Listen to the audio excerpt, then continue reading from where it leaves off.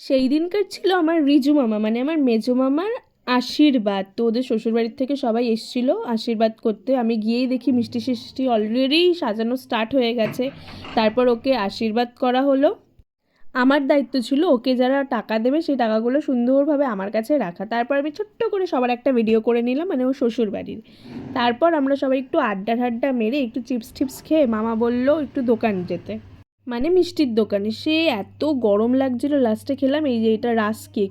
বেশ ভালোই কিন্তু খেতে, মানে একটা রিফ্রেশমেন্ট আছে। আবার মানি আমার কি বলছে দেখো, বলছে যে মায়ের জন্য একটু নিয়ে যাবো, মানে ওটা তো মাসি হয়, মাসি বলছে মায়ের জন্য একটু নিয়ে যাবো কেন। তারপর আমি সোজা চলে গেলাম খাবারের জায়গায়, খেতে বসলাম। আমরা নিজেরাই সবাই পরিবেশন করছিলাম। তো সবার ফার্স্টে ছিল শুক্তো, শুক্তোটা দারুণ হয়েছিল। তারপরে ছিল ডাল, ডালের সাথে বেগুনি।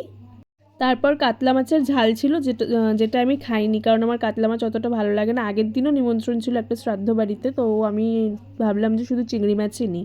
চিংড়ি মাছের মালাইকারি ছিল, দুর্দান্ত খেতে ছিল, দুর্দান্ত। মানে আমি, বনু আর আমার বুলটি বনু সবাই একসাথে বসেছিলাম। মাছটা যেরকম বড় সাইজ ছিল সেরকম টেস্টি হয়েছিল খেতে, অসাধারণ লাগছিল। মানে অনেক দিন বাদে এরকম একটা চিংড়ি মাছের মালাইকারি খেলাম, খুব ভালো লাগছিল খেতে। তারপর আর কি, আমি তো বড় দিদি, তো ওরা না খেলে, মানে বনুরা না খেলে আমাকেই সব খেতে হয়। তো সেই ক্ষেত্রে বনু আবার আমাকে দিয়ে দিল একটা চিংড়ি মাছ, একদিকে আমারই লাভ হলো আর কি। তারপর ছিল হচ্ছে চাটনি, পাঁপড়, মিষ্টি।